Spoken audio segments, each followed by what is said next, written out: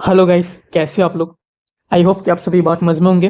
तो आज के वीडियो में हम लोग सीखने वाले लॉजिकल रीजनिंग और बहुत ही डिटेल में जाएंगे और सारे क्वेश्चंस को एकदम इजीली वे से हम सॉल्व करेंगे। ठीक है, तो बहुत ही मज़ा आएगा। तो चलो बढ़ते हैं क्वेश्चन नंबर 1 की तरफ। तो देखो, क्वेश्चन नंबर 1 में क्या कहा है। Sachin is younger than Rahul by 4 years. If their ages are in the ratio of 7:9, then how old is Sachin? Option A 14 years, 21 years, 18 years and 25 years. तो देखो क्या कहा है, आराम से पढ़ते और समझने की कोशिश करते हैं। सचिन इज यंगर, यंगर मतलब छोटा भाई, यानी कि Sachin is younger than Rahul by 4 years, यानी कि सचिन जो है वो राहुल से छोटा है। कितना? 4 साल। तो मान लो कि जो राहुल है वो बड़ा है, अगर सचिन छोटा हुआ तो राहुल बड़ा है। तो मान लो जो राहुल है उसकी एज है एक्स ईयर्स, तो सचिन की एज कितनी होगी? सचिन की एज होगी x-4 years, क्योंकि हमें कहा गया है कि Sachin is younger than Rahul, यानी कि सचिन राहुल से 4 साल छोटा है। अब आगे, if their ages are in the ratio of 7:9, यानी मतलब उस दोनों के एज का रेशियो कितना है? 7:9 हमें दिया गया है। तो चलो, तो अब मैं किसकी एज का रेशियो निकालू, सचिन जेम राहुल या फिर राहुल जेम सचिन। ठीक है, तो ये हमें कैसे पता चलेगा? आप क्वेश्चन पहले आराम से पढ़ो। पहला नाम किसका दिया गया है? ऑब्वियसली सचिन का।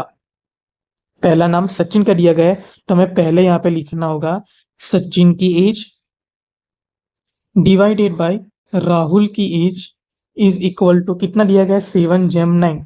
7:9। अब सचिन की एज कितनी है? सचिन की एज है x-4 years और राहुल की एज है x years, is equal to 7/9।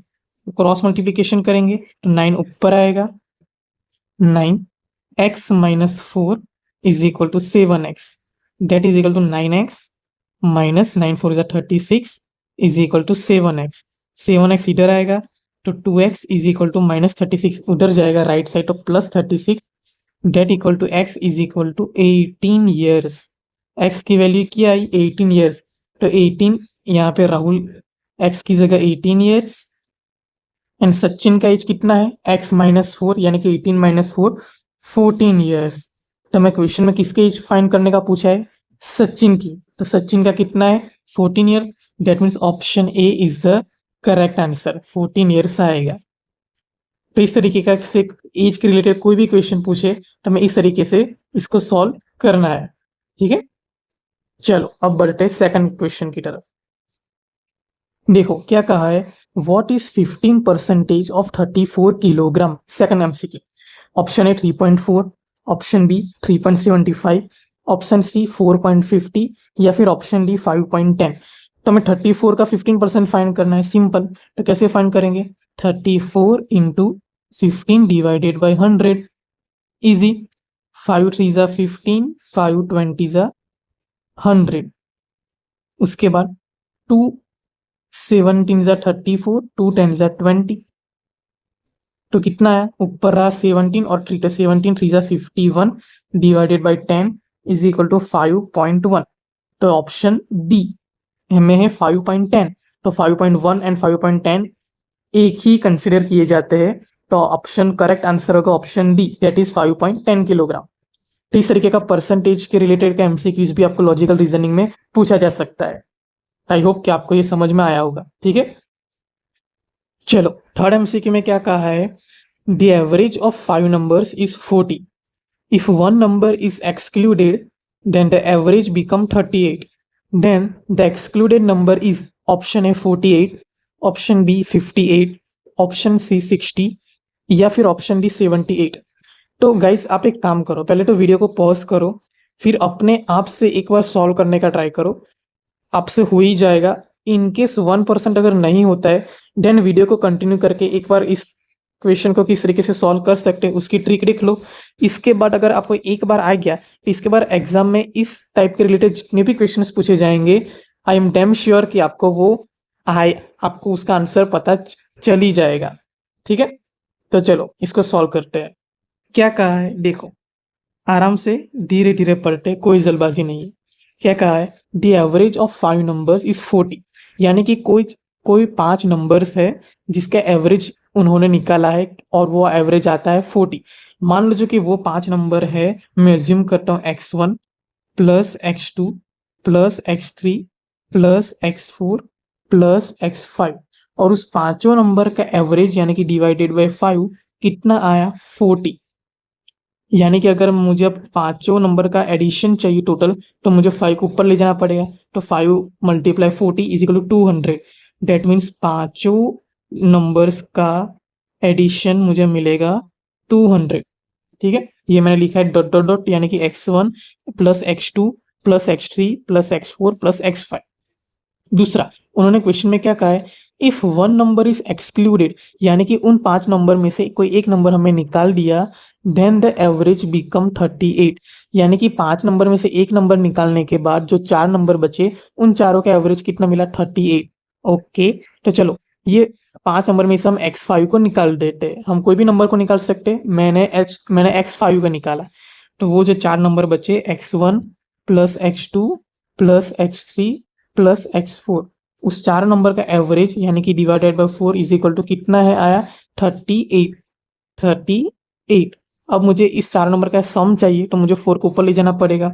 Date means x1 plus x2 plus x3 plus x4 is equal to 38 multiply by 4 is equal to कितना आएगा, 4 8 ज़ा 32, 4 3 ज़ा 12, 13 14 15, 152 आएगा। तो 4 नंबर का एडिशन आता है 152, और यहाँ पे लिखा है पांचों नंबर का एडिशन आता है 200। तो इनमें से हम x1 से लेके x4 की वैल्यू यहाँ पे रख देते हैं 152, प्लस x5 की वैल्यू इज इक्वल टू 200। इस तरीके से हम लिख सकते हैं। कैसे x1 plus x2 plus x3 plus x4 की वैल्यू तो यहाँ से हमने निकाल दी, 152 आई, तो वो वैल्यू हमने यहाँ पे रख दी 152, और x5 तो हमें फाइंड करना है, तो 152 इधर जाएगा तो माइनस में आएगा। That means x5 is equal to 200 minus 152 is equal to 48। Option में है यस, ये रहा option A is the correct answer. ठीक है, तो हमारा 48 सही जवाब है। आई होप कि आपको ये समझ में आया होगा। चलो अब बढ़ते फोर्थ एमसीक्यू की तरफ। देखो फोर्थ एमसीक्यू में क्या कहा है, द सिंपल इंटरेस्ट। अच्छा, अब यहाँ पे इंटरेस्ट की कहानी शुरू होती है। The simple interest on ₹200 for 3 years at 6% per annum in rupees is, option A 36, option B 18, option C 24 and option D 48। तो हमने यहाँ पे रुपीस दिए गए, यानी कि क्या कहा है कि मेरे पास मान लीजिए 200 रुपये है। ठीक है, अब मतलब मेरे पास 200 रुपीज़ है, और मैंने 200 रुपीज़ को मैंने बैंक में रखा है 3 साल के लिए 6% इंटरेस्ट पे।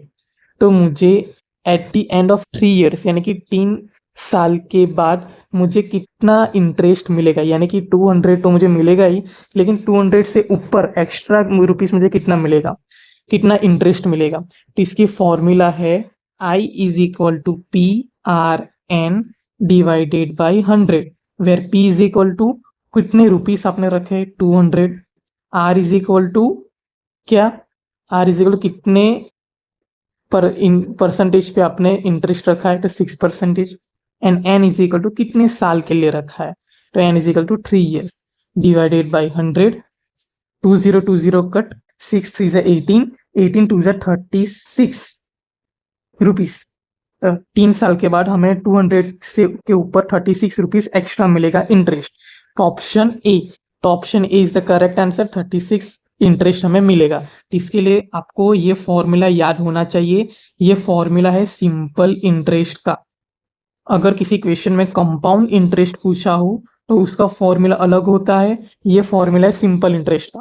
ठीक है, चलो अब आगे बढ़ते लास्ट एमसीक्यू की तरफ, क्वेश्चन नंबर 5।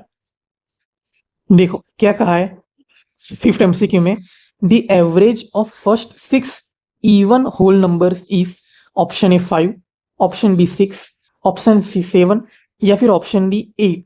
चलो सॉल्व करते हैं इस क्वेश्चन को, बहुत ही आसान सा क्वेश्चन है। चलो देखते हैं क्या कहा है, the average of first 6 even whole number. Even whole numbers कौन कौन से होते हैं, 0 1 2 3 इनफाइनाइट, ये सारे इवन होल नंबर्स होते हैं। तो हमें फर्स्ट 6 इवन होल नंबर्स के, सॉरी ये सारे होल नंबर्स होते हैं, इनमें से इवन नंबर्स फाइंड करने होते हैं। 0 2 4 6 8 इनफाइनाइट, ये सारे इवन होल नंबर्स होते हैं। अब क्वेश्चन आएगा कि क्या 0 भी इवन होता है? यस, 0 इवन नंबर होता है। 0 को हम इवन नंबर ही कंसिडर करते हैं और वो इवन ही होता है। ठीक है, तो अब पूछा है the first 6 even whole numbers, यानी कि 0 2 4 6 8 एंड 10। 6 नंबर्स हो गए, 1 2 3 4 5 6। इन सब का एवरेज निकालना है, यानी कि डिवाइडेड बाय 6।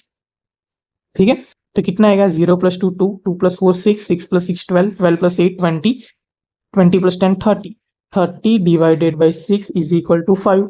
ऑप्शन हमारा आएगा A, 5। 5 is the correct answer.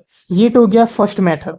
अब मुझे दूसरे मेथड के हेल्प से करना हो, तो आपने क्लास 10th में मैथ सब्जेक्ट में आपने एरिथमेटिक प्रोग्रेशन के सम का फॉर्मूला पढ़ा होगा। Sn is equal to n/2 counts bracket a + an, where n यानी कि हमें टोटल 6 डिजिट्स का सम निकालना है, 6। n/2 6/2, a यानी कि फर्स्ट नंबर कौन सा है? 0, एंड an लास्ट नंबर कौन सा है? तो 10।